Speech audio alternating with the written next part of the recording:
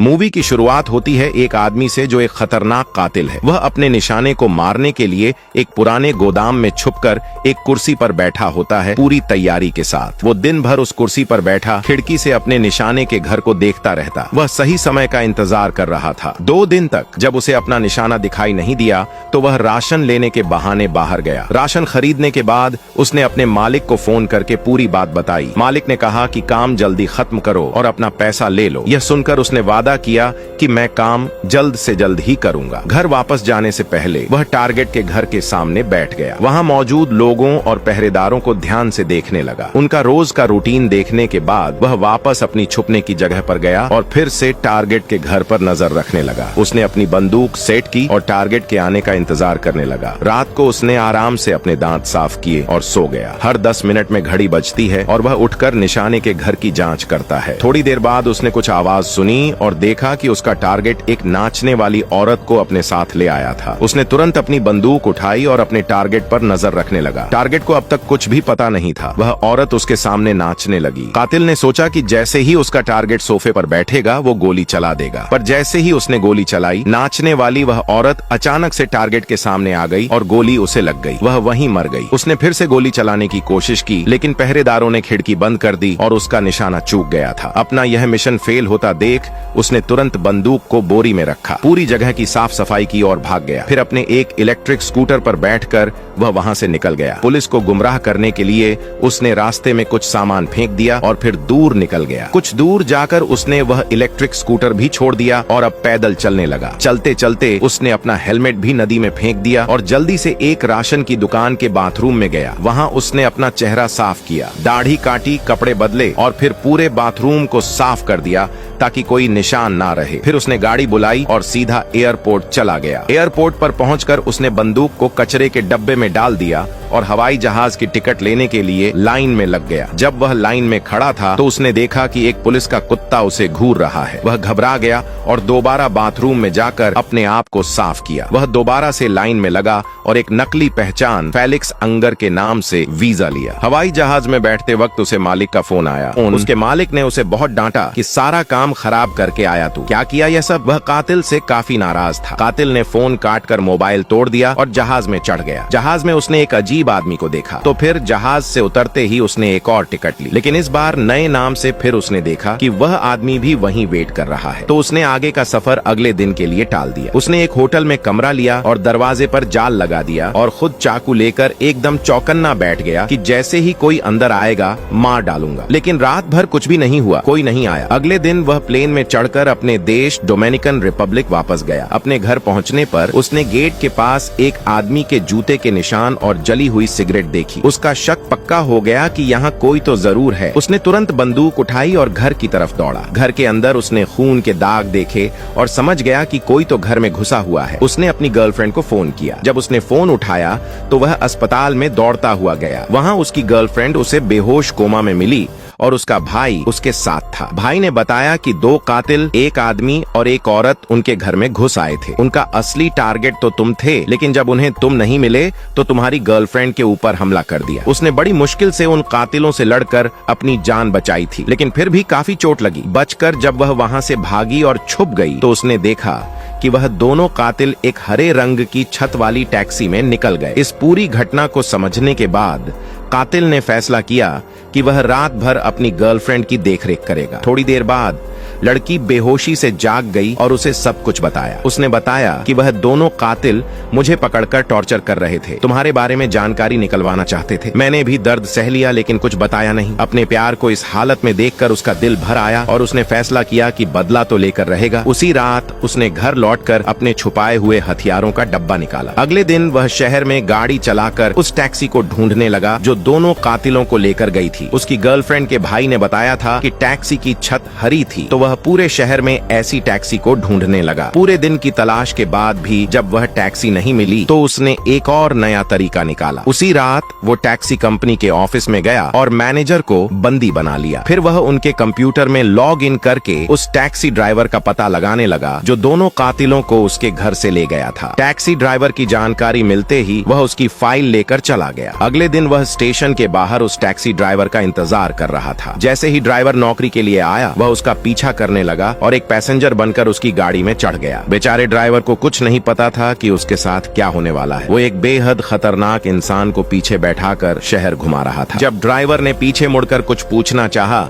तो उसने कातिल के हाथ में बंदूक देखी और डर गया। उसे लगा कि यह कोई छोटा मोटा चोर है, इसीलिए उसने अपना वॉलेट निकालकर उसे दे दिया। लेकिन कातिल को उसके चंद रुपए नहीं चाहिए थे। उसने बंदूक टिकाकर पूछा कि उन 2 पैसेंजर्स को उस घर से कहां पर छोड़ा। ड्राइवर को अपनी जान बचानी थी तो उसने बढ़िया दिमाग लगाया और अच्छे से याद करके सब कुछ बता दिया। उसने बताया कि मैंने उन दोनों को एक प्राइवेट एयरपोर्ट से पिक करके एक घर तक छोड़ा था। उसके बाद बाहर ही रुककर मैंने उनका इंतजार किया। जब वह वापस आए तो दोनों ही घायल दिख रहे थे, लेकिन मैंने कुछ नहीं पूछा। उसने उन्हें फिर से उसी प्राइवेट एयरपोर्ट पर छोड़ दिया जहां से उन्हें लेकर आया था और उसे पूरे पैसे मिल गए। थोड़ा याद करते हुए ड्राइवर ने यह भी बताया कि जब दोनों घर से बाहर आए थे तो आदमी की टांग बहुत बुरी तरह से घायल थी, लेकिन मैंने कुछ पूछा नहीं कि बड़े लोग लग रहे हैं। इसके बाद कातिल ने कहा कि मुझे एक सुनसान जगह पर ले चलो। ड्राइवर ने कहा कि आपको जो भी पूछना है मैं बताने को तैयार हूँ, मुझे मारना मत। लेकिन अचानक कातिल ने उसे मार दिया और वहाँ से निकल गया। इसके बाद कातिल ने अपनी एक और नई पहचान बनाई, जिसकी मदद से वह हवाई जहाज की टिकट लेकर न्यू ऑर्लिन्स चला गया ताकि वह उन दोनों कातिलों को ढूंढ सके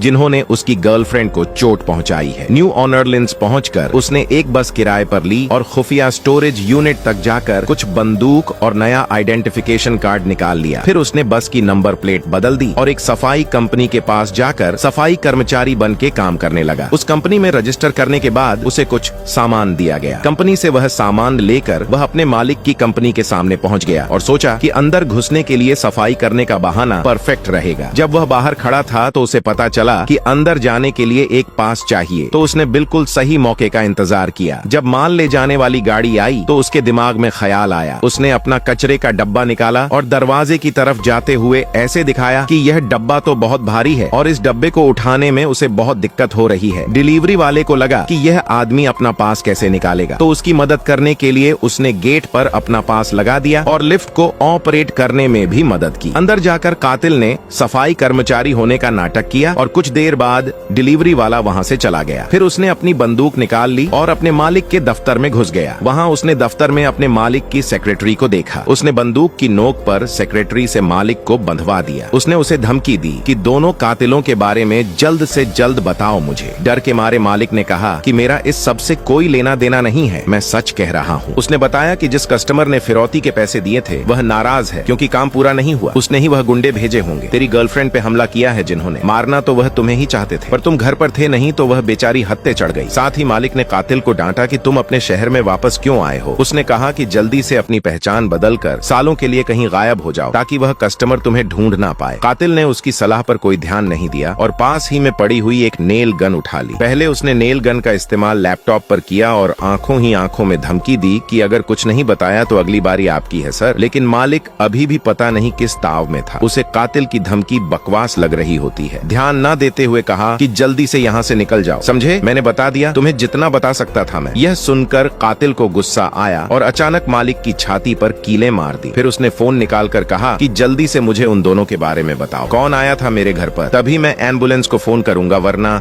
ऐसे ही मर जाएगा, समझा? लेकिन बात वहाँ तक पहुँची ही नहीं। वो बूढ़ा आदमी बेचारा फटाफट मर गया। कोई जानकारी देने का टाइम ही नहीं मिला उसे। निराश होकर कातिल ने सोचा कि अब सेक्रेटरी को भी मार देना चाहिए। बिना बात के सबूत क्यों छोड़ना है। लेकिन सेक्रेटरी ने जल्दी से उसका इरादा समझ लिया और एक डील उसके सामने रखी। उसने कहा, मैं जानती हूँ तुम मुझे जिंदा तो नहीं छोड़ोगे, लेकिन मेरी लाश को एक ऐसी जगह छुपाना जहाँ वह आसानी से मेरे परिवार को मिल जाए ताकि कम से कम लाइफ इंश्योरेंस का पैसा क्लेम कर सके। वो मैं तो चली जाऊंगी लेकिन उन्हें थोड़ा पैसा तो मिले। इसके बदले में वह दोनों कातिलों की पहचान बताएगी। उसकी सिर्फ यह शर्त थी कि लाइफ इंश्योरेंस का पैसा उसके बच्चों को मिल जाना चाहिए। अगर वह उसे मारकर इस घटना को हादसा दिखा दे तो पैसे आसानी से मिल जाएंगे। कातिल इस बात से राजी हो गया। उसकी रस्सियां खोल दी और उसे फिलहाल के लिए छोड़ दिया। फिर उसने मालिक की लाश को लपेटकर अपने कचरे के डब्बे में डाल दिया। ऑफिस साफ करने के बाद वह सेक्रेटरी के पीछे पीछे चल पड़ा। जब वह उसके घर जा रहे थे तो सेक्रेटरी ने अपनी जान की भीख मांगनी शुरू कर दी। उसने कहा कि तुम जो कहोगे मैं करूंगी, प्लीज